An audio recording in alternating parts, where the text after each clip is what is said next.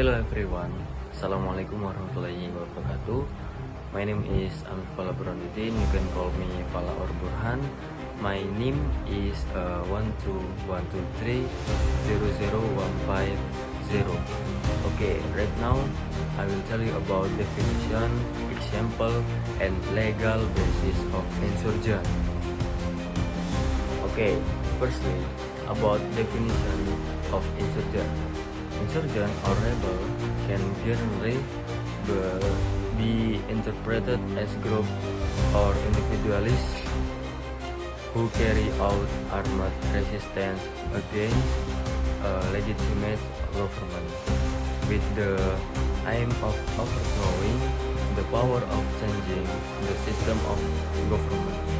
They are usually not officially recognized as combatant by the state, but have a regular organization, structure, and military command. In international law, insurgency differs from ordinary internal conflict because it has a significant intensity of violence and involvement of non-state parties.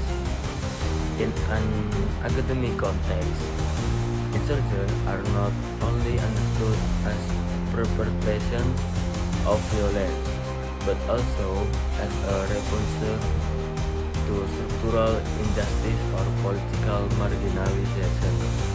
In other words, rebellion can arise from deep dissatisfaction with a system of government that is considered repressive or unrepresentative.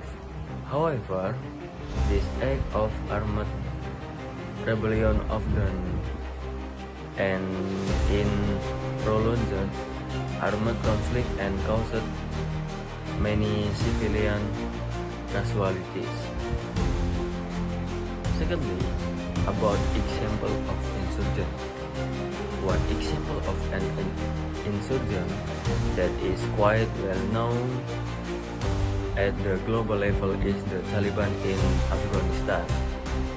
The Taliban is a rebel group that initially opposed the central government and foreign troops, but later managed to regain control of the government, although they use violence and military methods.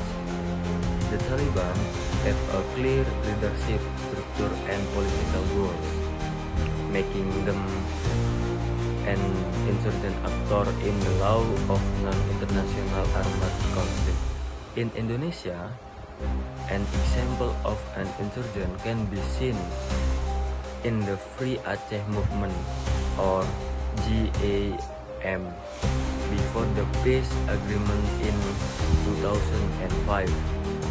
GAM carried out armed resistance against the Indonesian government for years, with the aim of separating itself and forming an independent state in the Aceh region. This conflict lasted a long time and caused many casualties and damage to infrastructure, until finally a peace agreement was reached in Helsinki. Okay, finally, in Turkey, legal basis of insurgency in international law, insurgency is regulated in Article of the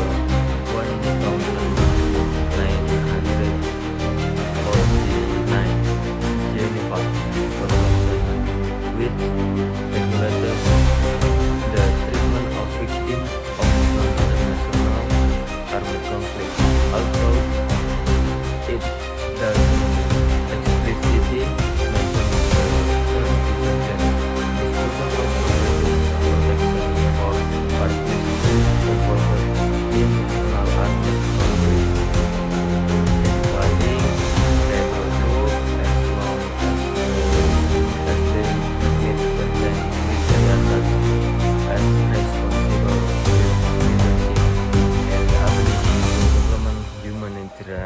humanitarian law, they show that even though they are not officially recognized, there are still some rules of the law of war.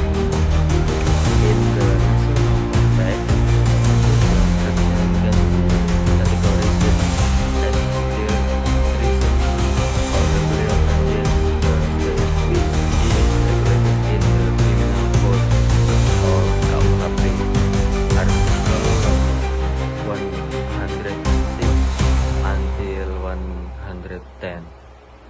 This article explains that attempt to overthrow the government of separated part of a country's territory are serious criminal acts.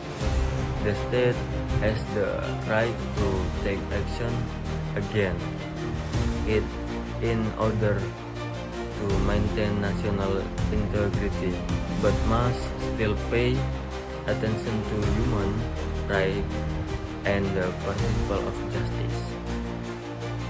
Okay, thank you very much for the listening my presentation, and from me, wassalamualaikum warahmatullahi wabarakatuh. See ya. Assalamualaikum warahmatullahi wabarakatuh. My name is Bagus Adi Wijaya, and with name 13123000236. And here I will explain belligerence. Belligerence refers to parties engaged in an armed conflict, including rebels who have an organization structure and control over a certain territory and are recognized under international law as legitimate subjects and combatants. In the Indonesian content, for example, there is a debate about whether the separatist group in Papua, UPM, can be recognized as belligerents and what the implications are for humanitarian law. Example of belligerence is number 1, the Hamas group in Palestine, which has belligerent status as a subject under international law. And the number 2 example of belligerence, the Taliban group in Afghanistan, recognized as belligerent in the armed conflict and as subjects of international law. Legal basic for belligerent status, the Geneva Convention of 1949, especially Article number 2, which regulates the recognition and treatment of parties engaged in conflict, including rebels who meet the criteria for belligerence. The number 2 legal basic for belligerent status, the criteria for recognition as belligerence include having an organization, government, effective control over a territory, and military force in organization with uniforms and proper military equipment. Thank you. The distinction between insurgent and belligerent is an important aspect of international humanitarian law and the law of armed conflict. Both relate to parties involved in a conflict but have different legal standing in the eyes of international law. Understanding both is important, especially in the content of internal conflict and the treatment of combatants.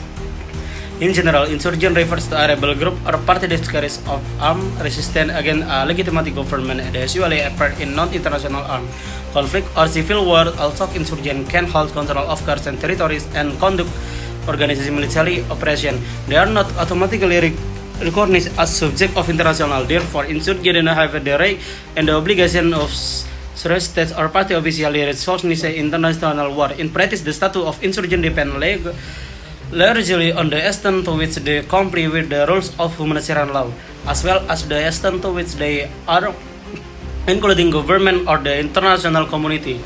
Meanwhile, belligerent refers to legal status of a party to armed conflict that has been recognized by international law as legitimate participants in the war. This status usually occurs in international armed conflict, although in some cases it can also be given to parties internal conflict that have a clear territorial control, organize military leadership, and demonstrate the ability to comply with the law of armed conflict.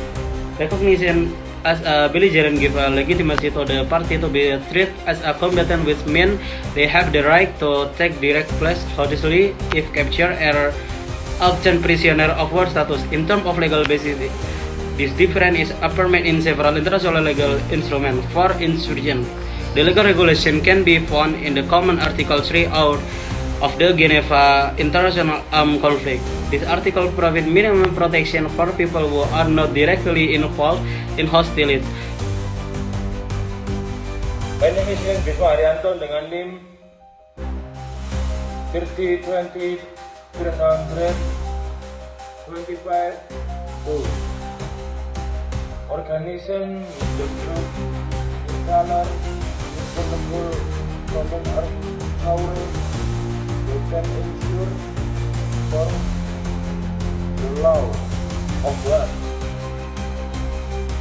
Number 2, control of territory, the control significant and stable return of the territory.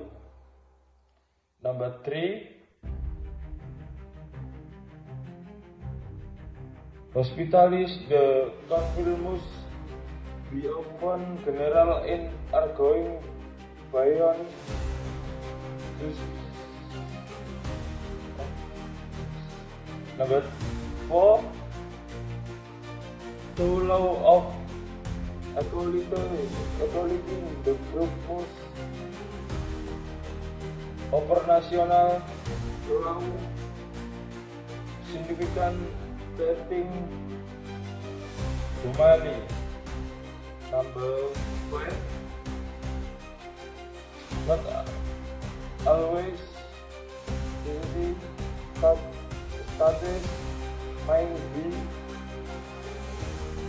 the legalitas or their status or from the objectivity files of the equality meeting is I big bar and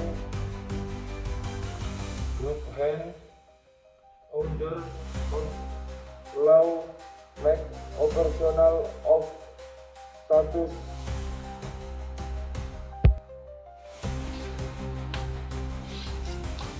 OPM is a separatist group that wants Papua independent from Indonesia, has not been recognized internationally as belligerent, has a comments to control certain areas in a limited way. Conclusion: closer to insurgent than belligerent because there is no international recognition.